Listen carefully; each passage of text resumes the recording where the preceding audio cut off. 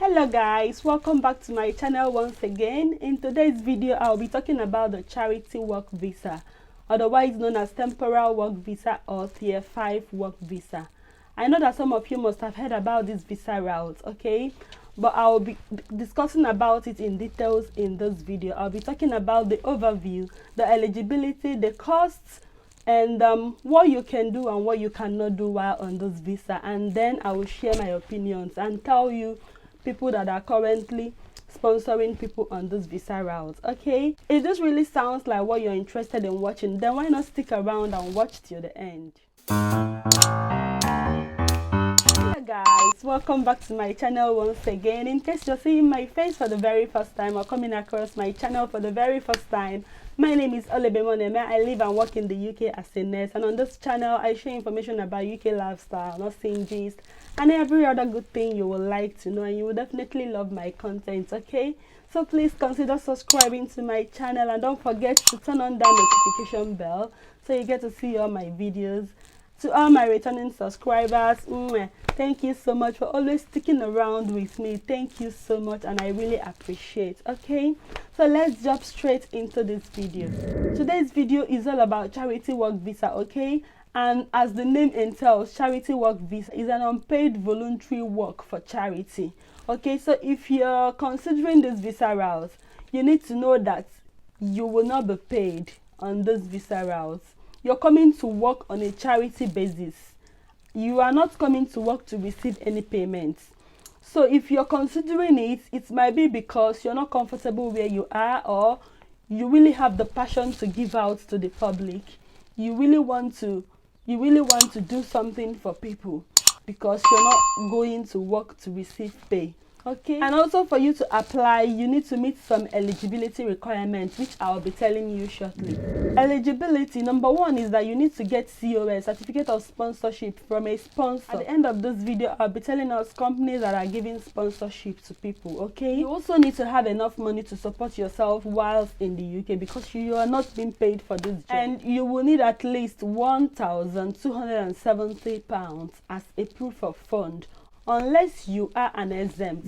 If you have been living in the UK for a period of 12 months with a valid visa, then you don't need to show any proof of fund. Okay, you know, there are some people that are already in the UK, but the current visa they are in have expired or is almost expiring, and they don't know what else to do. They haven't gotten a permanent job and they're kind of stranded.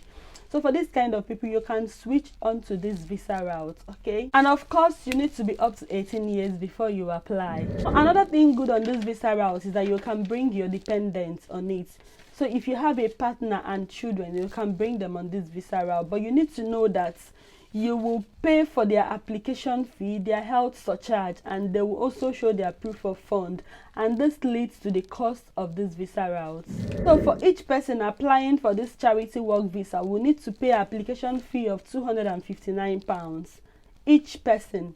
So if you have your family, you have your partner and your kids, you're paying for them each £259. Another thing is that you need to pay health surcharge fee of £624 per year for each person applying with you. So you pay for your own, you pay for your partner, and you pay for your kids. Health surcharge fee of £624. And you need to show proof of fund. I've already said that you need to show proof of fund. You as the applicant needs to have up to £1,270 as your proof of fund. Your partner will need to have up to £285, while your child needs £315. If you have an additional child, you're paying additional £200 each. Okay, how long are you allowed to stay on this visa route? This visa route is valid for a period of 12 months plus 14 days. And how long will it take for you to get a decision?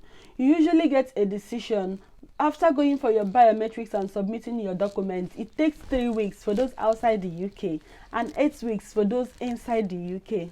Then what can you do on this visa? I think this is the most important thing you need to know before applying for this visa route. Okay, so first thing you can do on this visa is that you can study.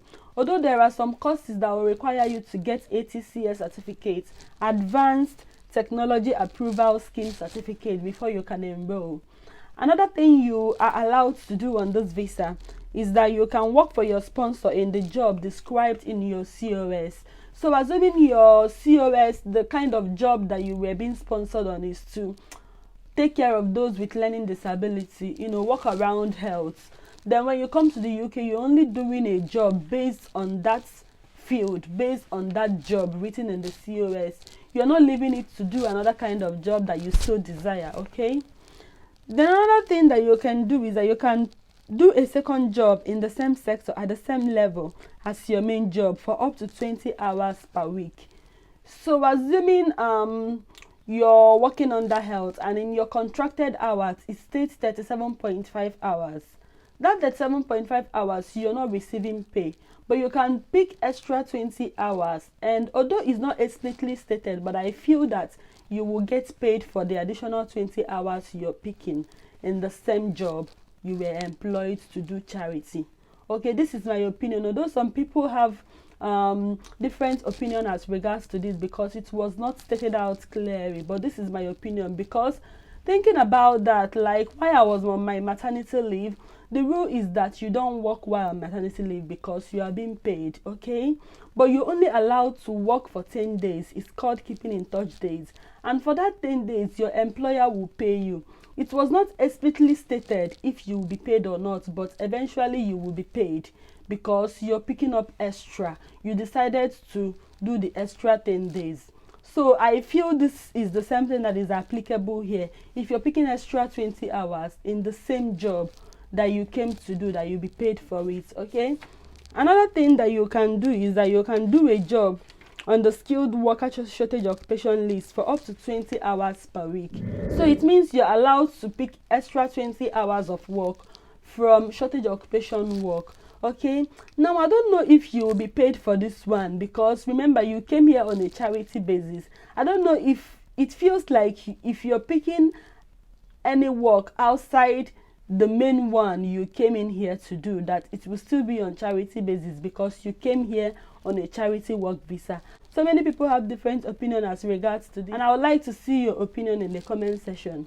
Okay, of course you can bring your dependents and your children on this visa route if they're eligible. I've talked about the eligibility, and you can also extend this visa, okay?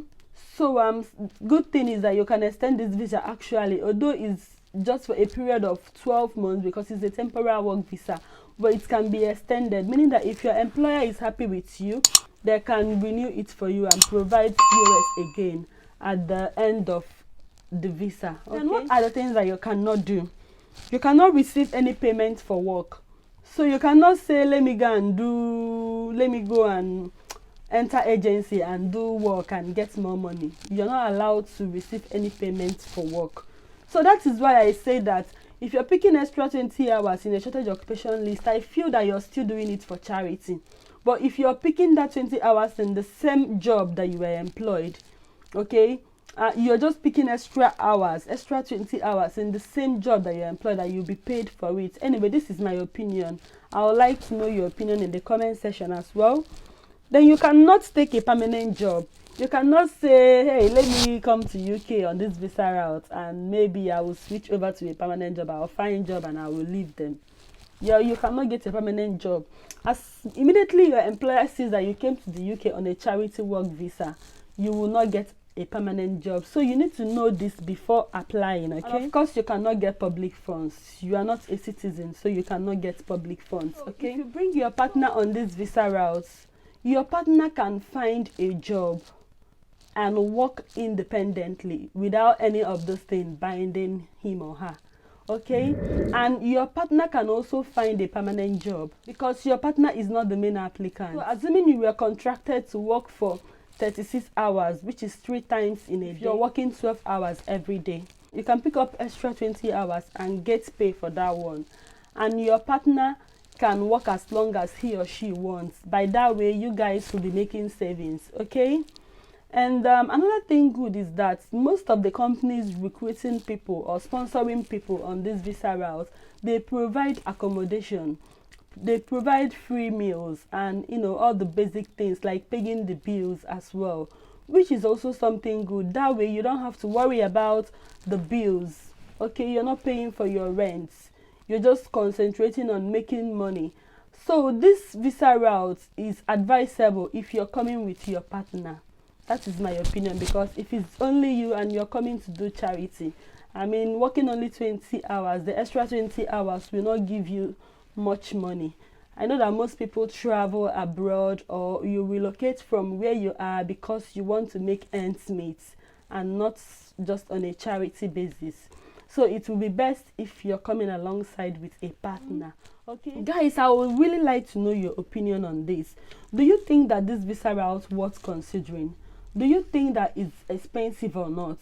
Like, thinking about the proof of fund you need, the application fee of £259, the health surcharge fee of £624 each, and the proof of fund, do you think that it is expensive to apply? Do you think that it's worth considering? In my opinion, I feel that if you are okay in your country, like if you have something reasonable doing, then please do not come on this visa route. But if you are in that kind of situation that you really want to get out from your country, you want to come to the UK, then you need to consider this visa route. Okay, and before I forget, company recruiting there is this company called Latch. I'll be dropping their link in the comment section so that you can click on them and apply. This company is dealing with people with learning disability. They're currently sponsoring people internationally to come over to the UK on this visa route and work on a charity basis. So if you feel that this visa route worth considering, then go to the description box and click on the link to apply. Okay, but please, I would like to know your comments, your thoughts in the comment section.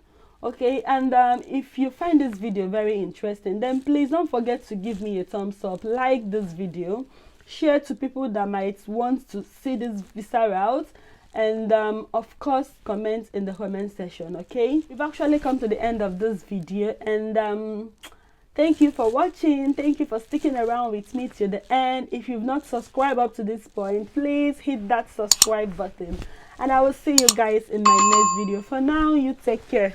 Bye bye.